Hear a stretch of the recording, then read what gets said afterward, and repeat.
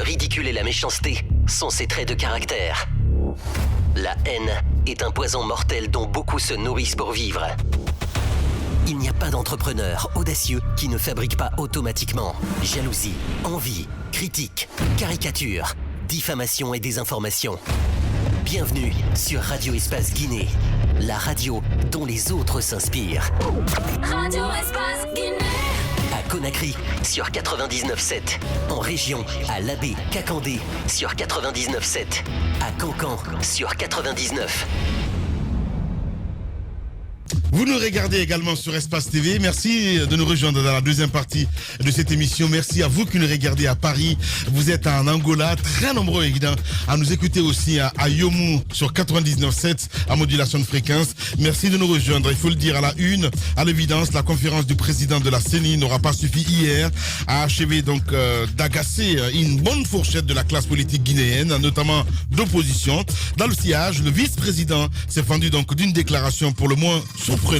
Il le dit ce matin, Tamba, dans un document donc qu'il signe seul. Ce commissaire issu donc des rangs de l'opposition dénonce de la plus crue des manières le processus de révision des listes électorales. Claude, pourtant hier lundi, et qu'est-ce qui a motivé une telle sortie? Nous posons cette question ce matin chez nous, chez les grandes gueules. Et quel dysfonctionnement majeur nécessiterait donc une reprise de processus de révision? Monsieur Banosso, commissaire donc à la CENI, signataire donc de la déclaration, il sera en direct ce matin dans cette émission Les Grandes Gueules sur Radio Espace Guinée et sur Espace TV. De là, nous irons donc à Ségotouria, visite des présidents Soglo et Goodluck Jonathan, donc le président Alpha Condé. S'est-il vraiment dit surpris? Nous posons cette question ce matin, plusieurs jours après la visite des émissaires de NDR et de la Fondation Kofi Annan. Le directeur du protocole de la présidence de la République apporte des précisions sur nos antennes ce matin. L'ambassadeur Senkoun Kaba, Mamadou Senkoun Kaba, donc Mamadi Senkoun Kaba, il sera en direct ce matin dans cette émission. Est-ce que vous êtes prêts du côté de la régie? Nous allons essayer de faire lecture de quelques messages des auditeurs avec vous donc sur d'abord ceux qui nous écrivent sur sur Twitter. On va y aller, Mohamed Dabi, avec ce premier tweet évidemment qui nous envoie donc Mohamed Lamine, c'est Lamine Télésas Diallo qui nous écrit hashtag Espace GG. Salib Kébé est au service de monsieur Alpha Condé pour son maintien au pouvoir. Ça ne nous surprend pas, mais ceux qui croient donc à une élection sérieuse sans son départ le 21 décembre 2020 se trompent lourdement. 9 ans de fraude électorale continue, ça suffit. Donc c'est Lamine Télésas Diallo qui nous envoie ce message. Un autre avec Yanous Diassi qui nous écrit: mon champion, vous êtes la solution pour la Guinée, merci beaucoup, Roby me plaît beaucoup. Yanous Diassi depuis Sénégal qui nous envoie ce message. Grâce à votre radio, nous sommes imprégnés des réalités du pays. Force à vous, issu du bas peuple, c'est le nom du tweet, voilà. Je pense qu'il est en Côte d'Ivoire lui. Juste Guinéen aussi qui nous écrit sur Twitter. On y va. Les enquêtes des meurtres ou quand vous avez vu une enquête prospérer dans ce pays, se pose la question. Les humains perdent donc la vie en longueur de journée. Nous vivons dans une insécurité. Prenez soin de vous. N'attendez pas qu'on vous tire une balle dans la tête et espérez donc une enquête. Lui, c'est juste Guinéen qui nous envoie ce message. Nous enchaînons avec cet autre Aliou Motata qui nous écrit aussi. Hashtag Espace GG. Bonjour, la première radio de Guinée qui n'a pas la frontière. Je vous souhaite bonne et heureuse année par anticipation.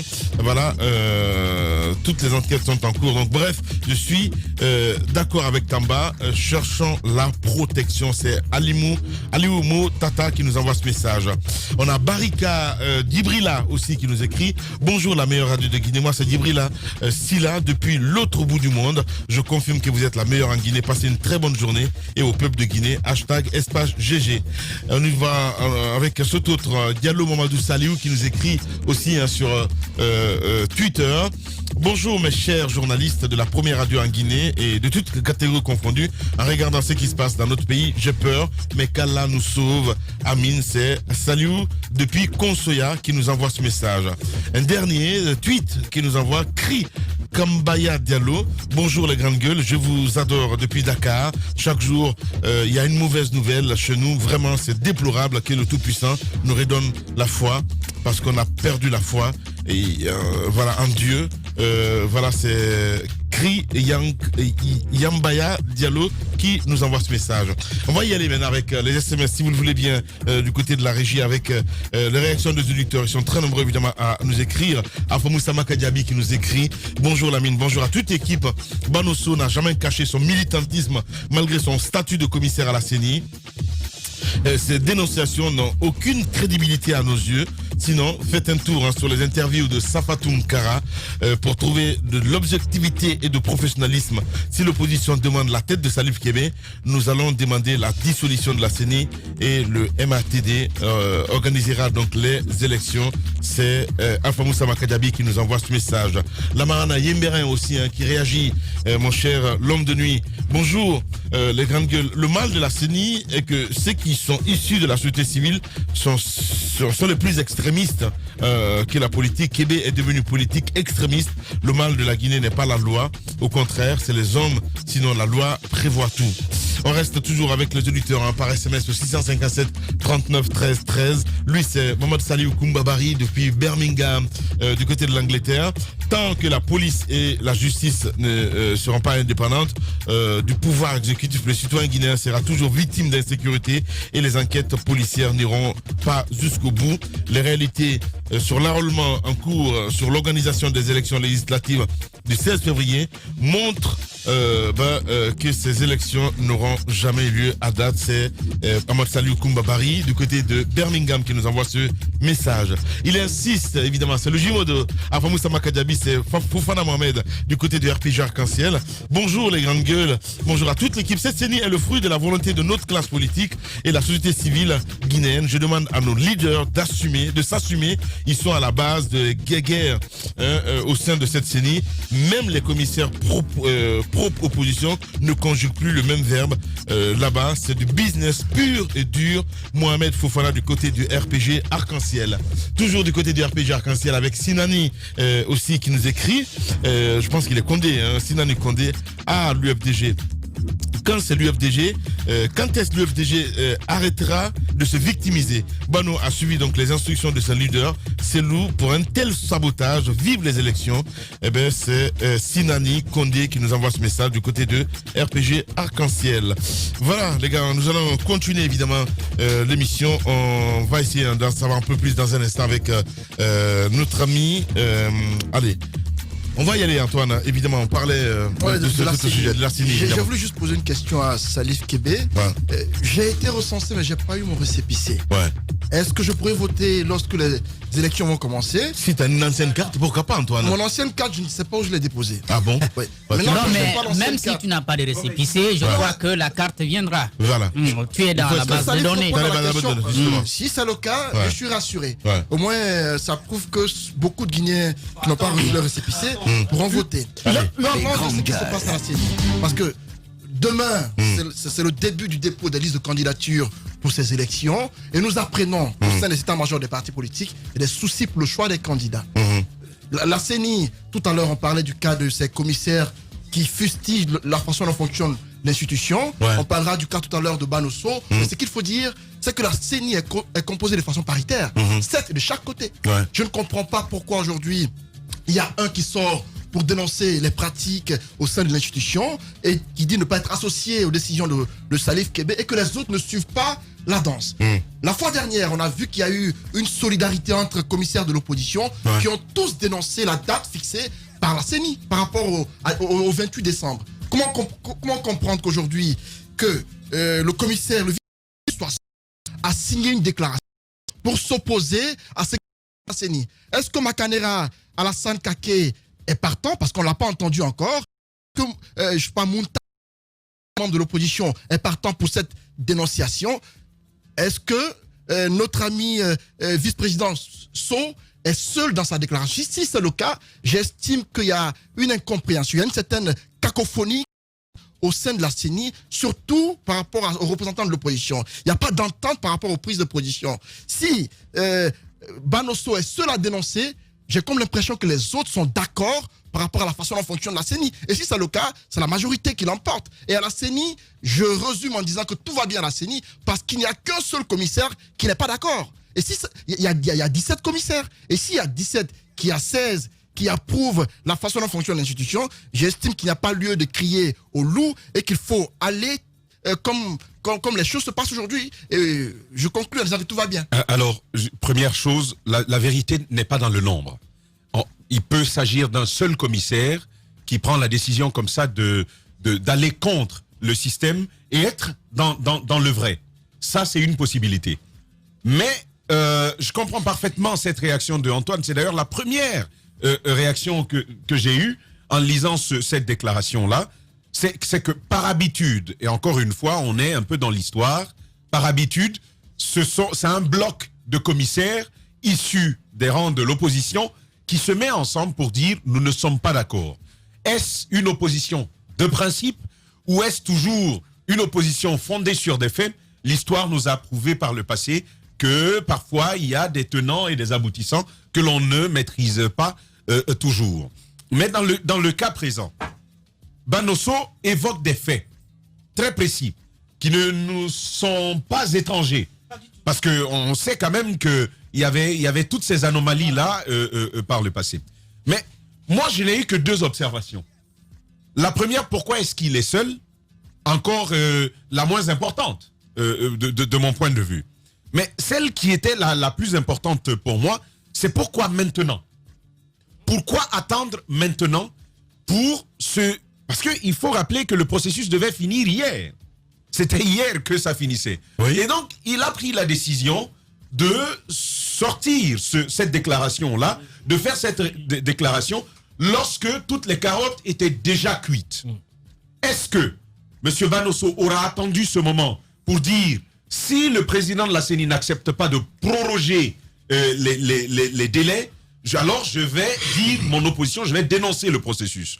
Mais s'il accepte de le proroger, alors je me tais. Est-ce que c'est ça son approche? Oui. Question.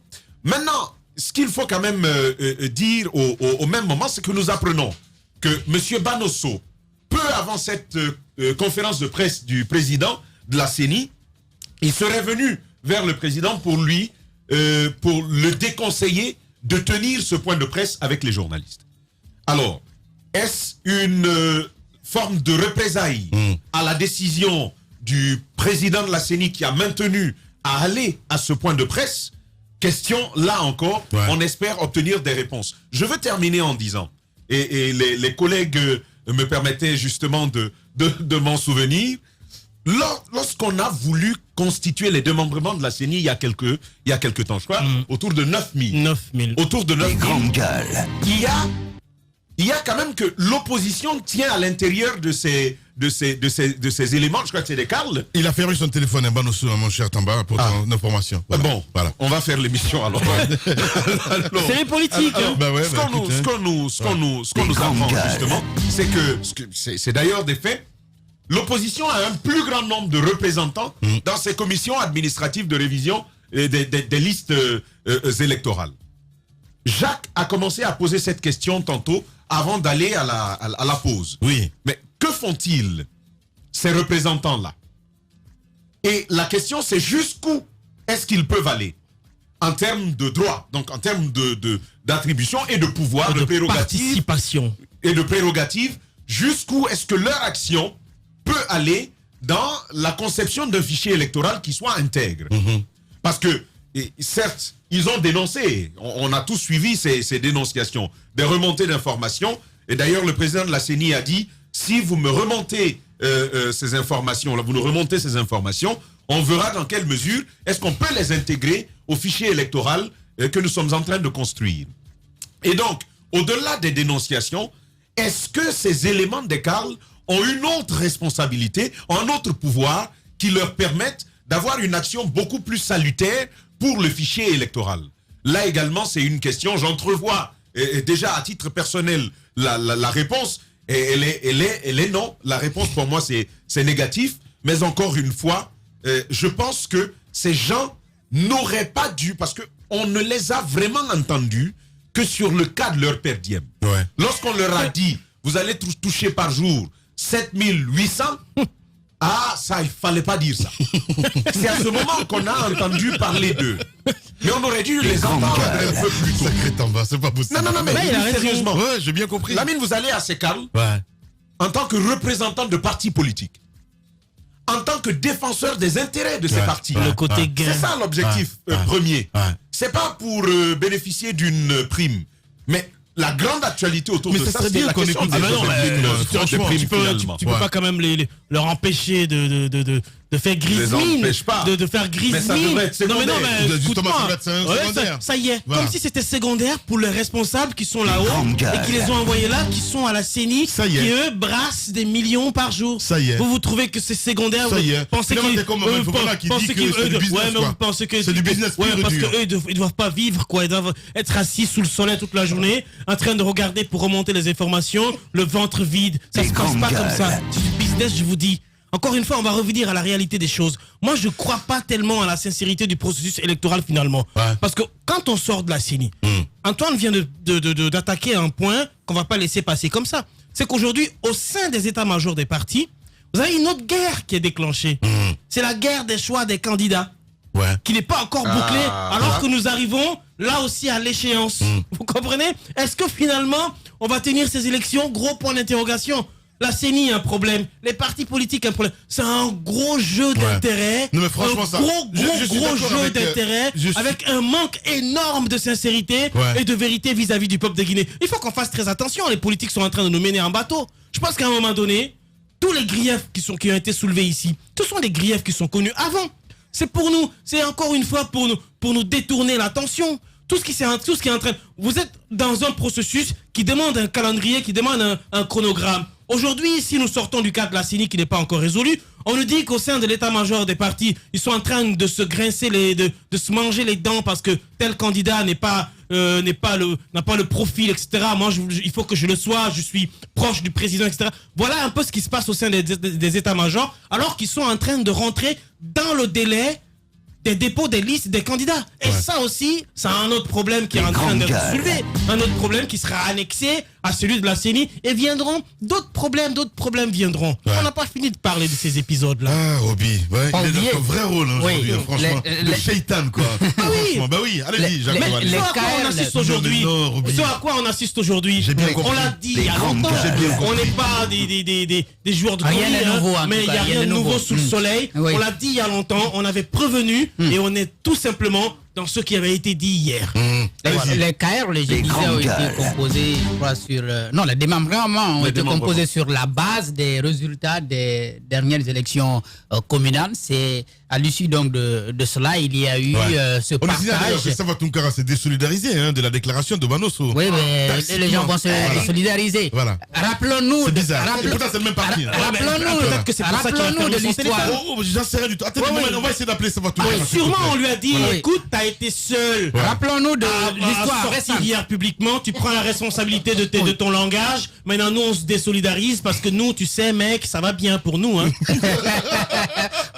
Parce que c'est vrai, je crois que sur le scénario, Banosso veut être le prochain, le nouveau, disons le nouveau Etienne Toropogui ou alors le niveau Tierno Saïdou Bayo. On dénonce, mais on ne quitte pas. Mais ce qui dérange, oui, je veux bien, mais ce qui dérange, c'est comment vous pouvez faire une telle déclaration sur une actualité aussi brûlante et vous fermez vos téléphones aux médias. Mais au devant les médias, on vous posera des questions. On vous posera des questions.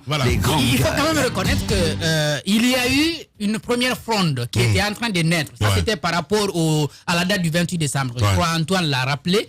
Et après, on est revenu à de meilleurs sentiments. Il y a eu aussi des communications qui faisaient entendre par rapport à cette villa du côté de Kaloum où se trouverait, n'est-ce pas, le serveur, où se trouve le serveur donc central de la CENI. Il y a eu donc la dénonciation des partis politiques. Le lendemain, la CENI a ouvert, n'est-ce pas, ce bâtiment aux médias et tous les commissaires étaient là, même les commissaires qui avaient pris le courage de dénoncer publiquement le processus et de tenter de s'aligner sur la communication des partis politiques. Je rappelle par exemple la communication de Alassane Kake qui avait communiqué sur ça. Nous l'avons vu à l'intérieur de ce bâtiment. Donc à un moment donné, on se pose des questions. Est-ce que les dénonciations qu'on entend après, c'est sur la base des pressions ou bien c'est réel?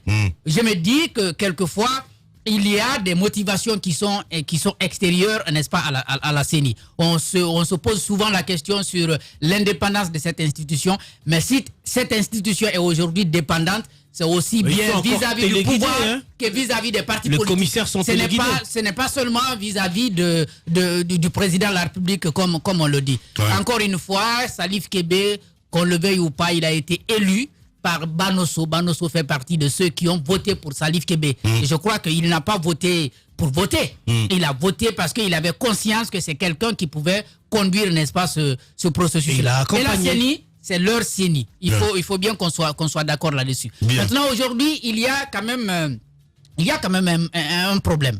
Parce que le fichier, il est déjà conçu. Il y a le traitement qui va être fait. Et finalement, on nous donnera le nombre total de personnes habilitées à voter donc le 16 février 2020 si la date reste maintenue.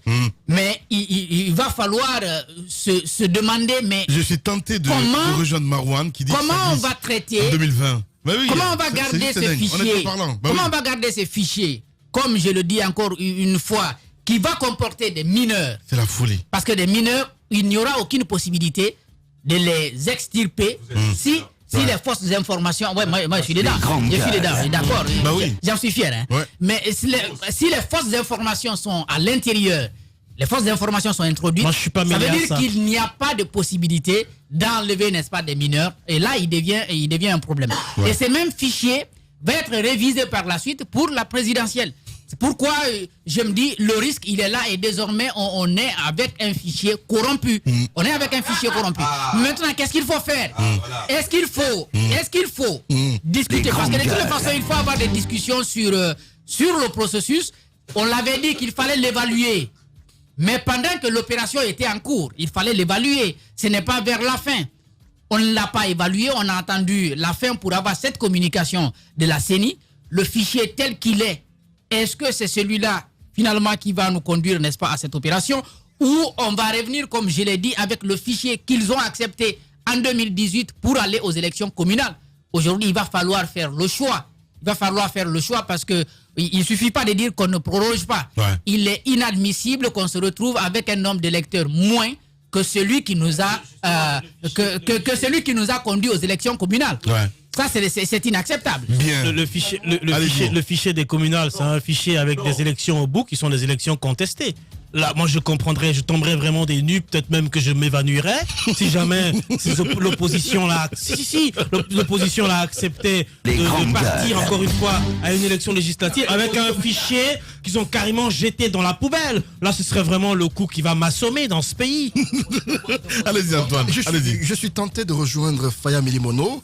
Et quand il craint, quand il dit que lorsqu'il s'agit de choisir les c'est pas du communautarisme. Mais si, c'est du communautarisme. Allez-y, Antoine, allez-y. Faya est un leader politique. Allez-y, Antoine. Qui, pour moi, a toujours dit des choses qui se sont avérées. Et Faya a dit une chose. Quand on choisit les commissaires à la CENI, généralement, on choisit par affinité. Et la plupart de ceux qui vont à la CENI ont des histoires avec le président du parti politique. Faites la remarque. Banosso est très lié à Selou pour le fait qu'il a été militant de ce parti politique durant des années.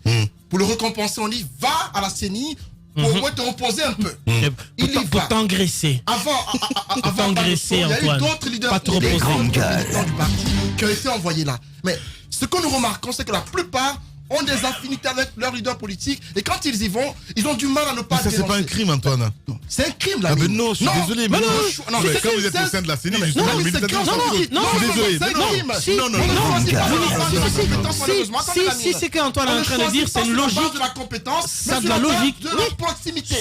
Malheureusement, quand les commissaires y vont généralement, ils ont du mal à ne pas dénoncer parce qu'ils savent que s'ils dénoncent pas, mais ils seront rappelés par le leader politique. Mais tu sais d'où tu viens, non? Non. Tu te rappelles qu'avant quand tu es commissaire Antoine, c'est moi qui t'ai envoyé là. La couleur, sa faute, je suis désolé. Non, pas du tout. La loi veut que vous coupiez le cordon ombilical, mais c'est pas ce qui est fait. Quand vous y allez, vous êtes toujours rattaché à votre parti d'origine parce qu'il y a des liens forts qui vous rattachent. Donc ça fait que les commissaires ont du mal à se défaire de leur formation politique, ce qui fait que souvent ils dénoncent lorsqu'ils pensent qu'il y a péril dans la demeure. La dénonciation de Banosso, encore une fois, j'estime que c'est légitime de sa part de dénoncer. Mais le moment choisi, à mon avis, c'est ce qui cause problème. Pourquoi attendre à la dernière minute l'opportunité pour sortir dans la presse et dénoncer les choses que nous savons déjà? Ouais. Mais si ça s'avère vrai ce qu'il dit Tamba, à dire que parce que il avait dissuadé le président de ne pas tenir la conférence de presse, ça s'appelle du chantage. C'est pas une raison. Mais non, c'est ce que Tamba dit. Ouais, mais non, mais c'est pas une raison. C'est pas parce que le vice-président vous dit de ne pas tenir une conférence de presse. Qu'est-ce que vous pensez des avis des autres qui sont à l'intérieur de cette CENI? Il n'y a pas que l'avis du vice-président qui compte. Et on était au bout d'un processus. C'était bien normal que le président de la CENI fasse une conférence de presse et nous dise l'état des lieux. Sauf qu'on est un peu resté sur nos fins par rapport à sa conférence de presse. Mais les raisons, je n'en vois pas du tout.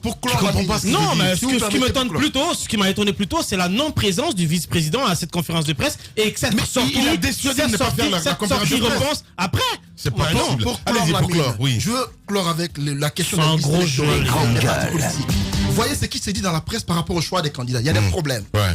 Au siège des partis politiques, il y a des cris qui se font entendre. Le week-end dernier, au siège de l'UFDG, des jeunes avec des affiches se sont fait entendre en disant que l'UFDG n'est pas une secte, Ratoma n'est pas Pita. Pour dire que par rapport au choix du candidat de Ratoma, il faut qu'on les écoute. Il y a aussi Mariga, le député de Dingirai, qui décide de ne pas se représenter parce qu'il a été interpellé. Je ne veux pas reprendre ce qu'il a dit dans sa communication, mais c'est très grave. Parce qu'on parle d'ethnie à ce niveau-là. Et j'estime, ils ne sont pas les seuls. Au RPG Arc-en-Ciel, c'est la même chose. On a mis en garde les candidats potentiels qui veulent s'autoproclamer candidat dans la presse. On leur a dit, si tu parles dans la presse pour dire que tu es candidat, mais tu es disqualifié d'office. C'est le parti qui choisit les candidats. Je vous dis, à la fin de cette histoire, il y aura des frustrations.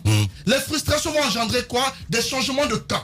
Des personnes qui voudront être candidates, s'ils ne sont pas choisis, ils seront contraints d'aller dans le camp adverse parce qu'ils n'ont pas été écoutés dans leur parti d'origine. Ça, c'est leur problème, Antoine. Ne soyez pas surpris que demain, des personnes quittent l'UFDG pour leur RPG et ça, c'est leur problème. Ce qui nous intéresse, c'est... Nous, on va faire quoi de ça? Mais oui, c'est ça, c'est leur problème.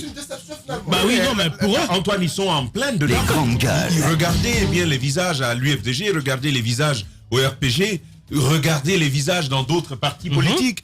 C'est des gens qui ont muté, qui ont quitté un coin pour un autre. Et très souvent, d'ailleurs, les partis politiques que vous voyez sont créés parce que, ou même les décisions politiques sont motivées par ça. Je n'ai pas eu ce que je voulais ici, donc je m'en vais de l'autre côté. Au demeurant, Lamine, très très rapidement, je veux dire que au sortir de cette conférence de presse du président de la CENI, en plus de tout ce que l'on vient d'entendre, on retiendra quand même ces deux choses-là.